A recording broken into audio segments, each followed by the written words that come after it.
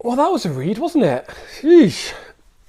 Hey guys, welcome back to the channel. Today we are going to be doing some spoiler-free thoughts on The Last Argument of Kings. That's book 3 of the first Law trilogy by Joe Abercrombie, followed by a bunch of spoiler-filled thoughts about it and the entire series. And I have a lot to say. I've not written anything down because it's going to be word vomit, and hopefully the editing at the end is going to make some sense of this nonsense. For spoiler-free thoughts, here is my opinion. I love this book. I think this book was done very, very well. I think it is probably the best of the trilogy in terms of just pure quality. I think it is incredibly well written. I think that things come together really well. I like the way that things progress, and then the ending is very interesting. I don't want to say more than that. I don't want to give you any preconceived notions, but the ending is interesting. I think it was good. I think it was well written. I have lots of thoughts on it, and if you are going to stay for spoiler-filled thoughts, be prepared for a lot of thoughts on the ending. But overall, a really good, solid book in this trilogy. I would say the best of the three. If you enjoyed The Blade itself, or you enjoyed Before They Are Hanged, you should enjoy The Last Argument of Kings, I would imagine. I think it is, quality-wise, at least as good, if not better than the other two. And it really does find its stride. There's a lot more happening. There's way more plot in here, as well as all the stuff you've grown to know and love with Abercrombie, the character work, the way that we really get to know them, the way that dialogue is so quick and witty and clever and concise, and we don't have a bunch of dialogue tags. We just know who's speaking because of the way they are speaking. There's always such a big, big positive when it comes to prose and style. So yeah, there's my really quick spoiler-free thoughts. If you wanted to know whether I liked it or not, I absolutely did. I gave this 5 stars, no doubts. Just a very, very solid book, and definitely, in my opinion, my favourite of the series.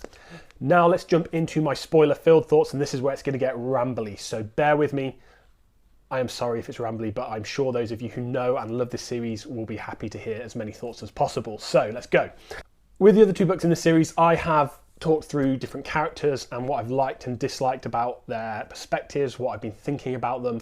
Let's do a similar thing here. So the first person I want to get to is not necessarily where everyone would start, but I want to start with him, and that's Column West, Lord Marshal Column West, as we go. I really like Column West. I have liked him from the first book. I liked him way more in book 2 when he became furious, and he's just an absolutely brilliant character. And then I like the way that it progressed here in The Last Argument of Kings. I like the way that he dealt with Polder and Croy. I love the way that he dealt with being thrust into leadership and being thrust onto the closed council. I really like the way he managed those different people under him, even as a commoner, and I think that was done particularly well. And in all honesty, with the ending, I just wish I had some closure. I wish I knew, like, I know we're set up to think he's dead. Yeah, like, he has the sickness. We're assuming he's dead. Nearly everyone who has it dies.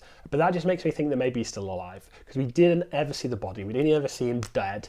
We never saw a funeral. We never heard anything else after he was taken ill after visiting Glockter. So I don't know. I'm assuming he's actually alive, and that's just a little bit of my fantasy tropes, knowing that if I haven't seen the body, they're not dead.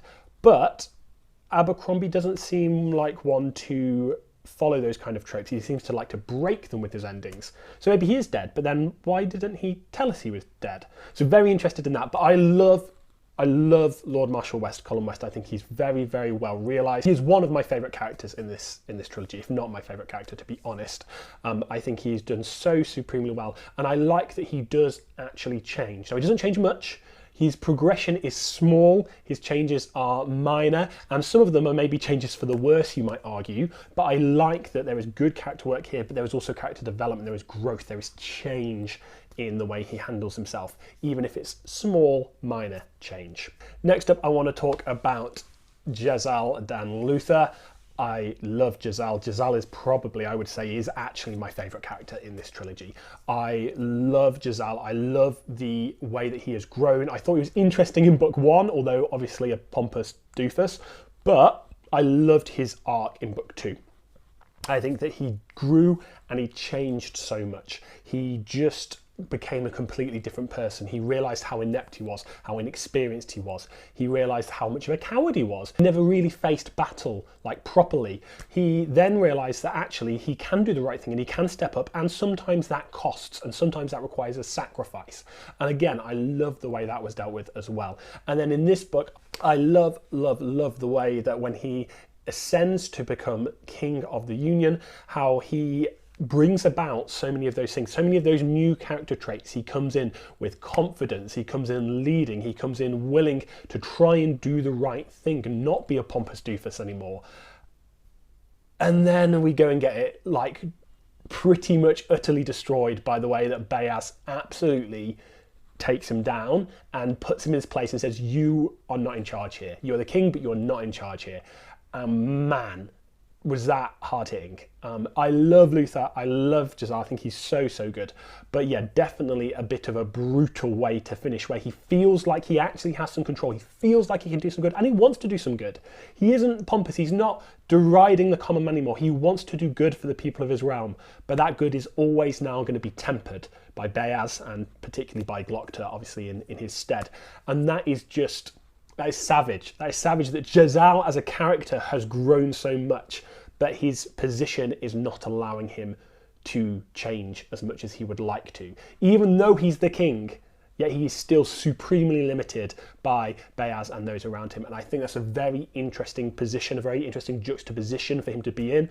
And I do just hope that he manages to do some good, because he is now actually a very likeable and probably the most good character we have here in the First Law. I would say every other character is greyer, is darker, is more evil than Jezal is. Jezal is the one who is actually now good, when in the first book he just was obnoxious. So love what Abercrombie's done with him. I love that there's still supreme amount of tension in his position and how he is growing and how he is as a character, but with that tension of the pressure coming from above, limiting what he can do. And I think that is done very well, and that's still going to be very interesting going forward. I don't know about the standalones, I don't know how much later we are, I don't know who we're following, but I'm interested to see if we know any more about Jezal as we progress through the rest of these books. Right, since we've just been talking about them, let's move on to Bayaz and let's move on to Glokta. So let's go Bayaz. In book 2, I had this impression that Bayaz was a messed up man. Yeah, in book 1, he's like, oh, he's the wizard. He's like this, you know, the classic, almost Gandalf trope, like wise wizard, want to lead people, wants to guide people, do the right thing. In book 2, we really got a glimpse into his messed upness. Yeah, the fact that he is clearly a liar. He is clearly a liar from book 2, but you can kind of overlook it a little bit. Whereas here in Last Argument of the Kings, you just see how much of a flat out, deceitful, arrogant man that he is. And it's kind of understandable because he has lived for such a long time. He is just all-powerful in comparison to so many of these mortals, these humans, these short-lived beings around him. And he just has such utter disdain for them. Like, he has absolutely no respect for those around him. They are so insignificant to him that he has almost an inability to have any respect for them. Now, Glokta, he seems to have a little bit of respect for, but very limited. And it's just amazing how completely beneath him everyone seems.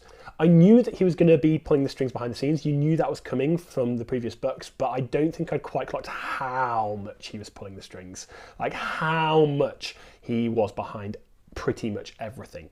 Now, you see that from book 1 with the way he interferes with the contest, and you know, okay, he's clearly been messing around with things for a long time. I was sucked in completely when Jezal took the throne, and I thought that he was actually a royal bastard, and that clearly seems not to be the case now.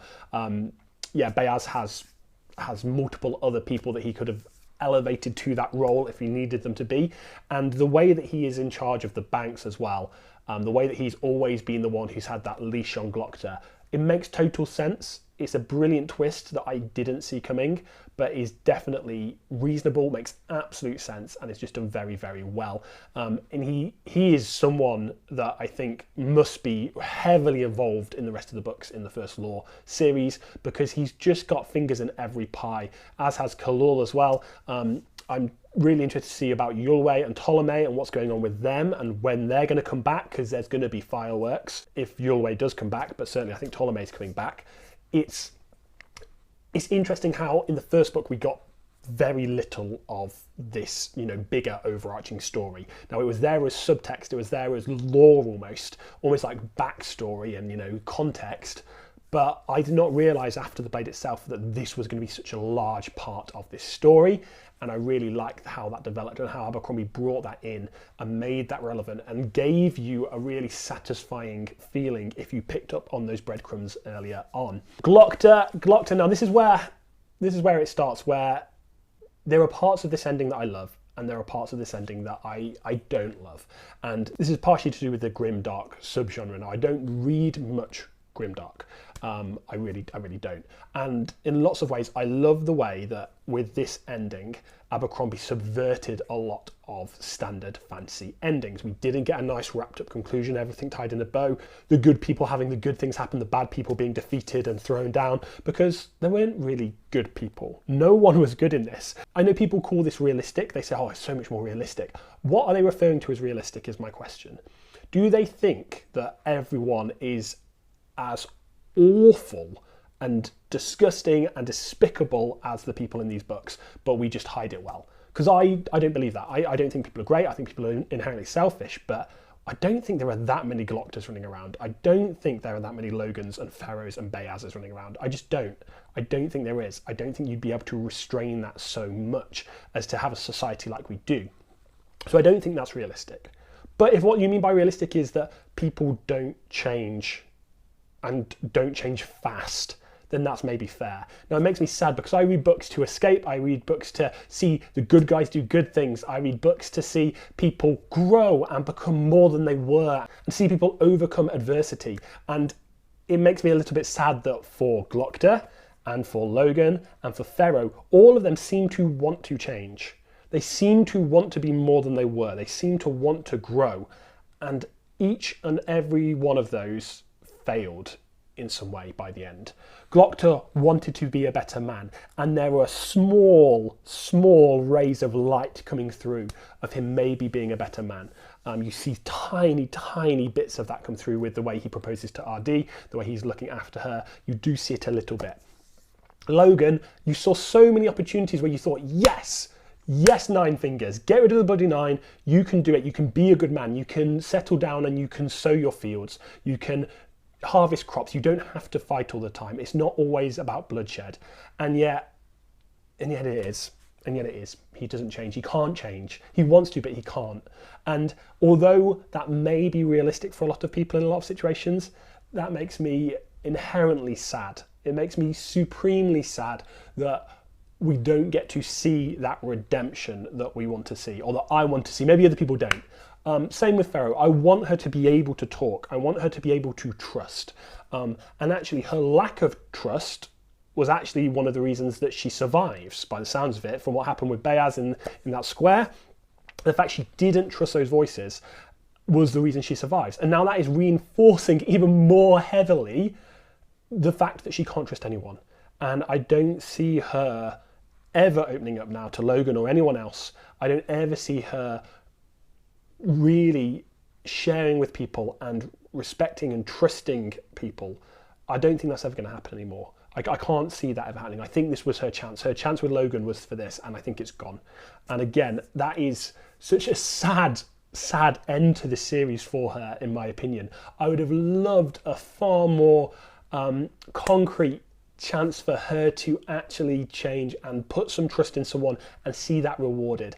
And no, it didn't happen. It didn't happen. And I think that in and of itself makes this a very, very interesting trilogy and makes it a very, very interesting ending. And I love the way that Abercrombie did pull back from some of those more sugary, sweet answers at the end of trilogies and the end of series. But I love a bittersweet ending, and this didn't feel bittersweet.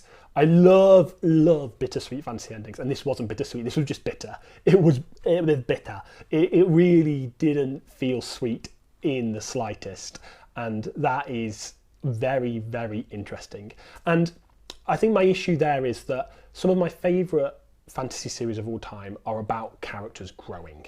So I love The Wheel of Time. I love The Wheel of Time because the characters grow slowly, incredibly slowly, but they go from obnoxious teens who know nothing to people who have grown and are experienced and see the world and empathise and sympathise with people and see their place in it far more clearly than they ever used to and are better for it.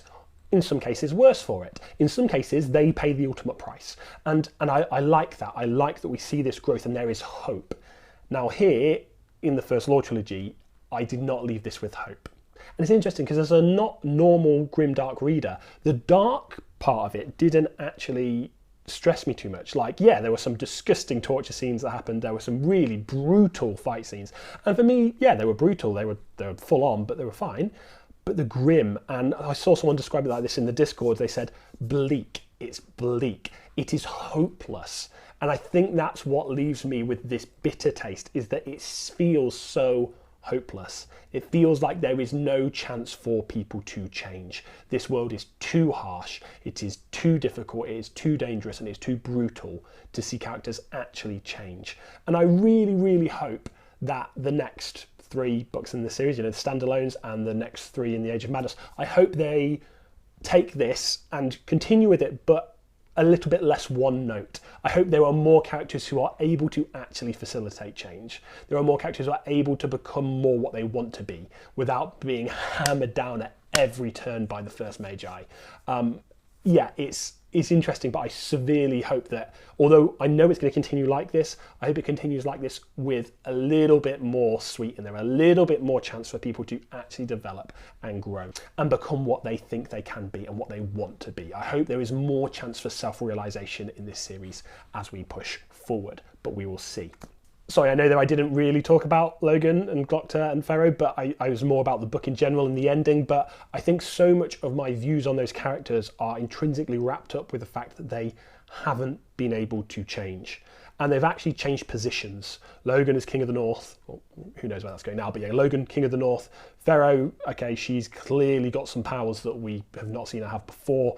You've got Glocta, who is basically running the Union. So they've changed positions. They've all become more than they were. But they've not become more tthan they were themselves. They've not emotionally grown. They've not grown as people. They've just literally been shunted up the ranks. And that is, I think, what Abercrombie's going for. I think that's the point, is that he's trying to say people don't change. And that's fair. That's a fair opinion to hold. It's not one that I hold. And therefore I found this very, very bleak at the end. I don't think that I can be objective. I don't think objective reviewing is a thing, but I think as objectively as I can be, I think this is a very high quality book and a very high quality series. I love the way it's written. I think the way we understand characters and we get to learn about them is done supremely well. I absolutely love that. But subjectively, it's just a bit too bitter. It's just a little bit too bleak. It was like reading The Road. If you've read The Road by Cormac McCarthy, it was like reading The Road, but for over 2,000 pages, 2,500 pages, however many pages there were in this trilogy. And that much bleak is bleak. It's difficult. And I loved reading this series as something to slot in between my usual fantasy reads. Would I like to read series like this all of the time? Hell no. Hell no. I do not want to be reading series like this back to back. I need a break before I come back into this world because it is bleak and I need some hope. I need some classic fantasy hope injected into my reading over the next month or two before I ever think about coming back to the First Law world. I hope that's been interesting for you. There should be a video up here that you can go click if you want to watch more of my stuff. And hopefully I'll see you guys again soon. And it's nearly my Booktube birthday, so keep an eye out for that.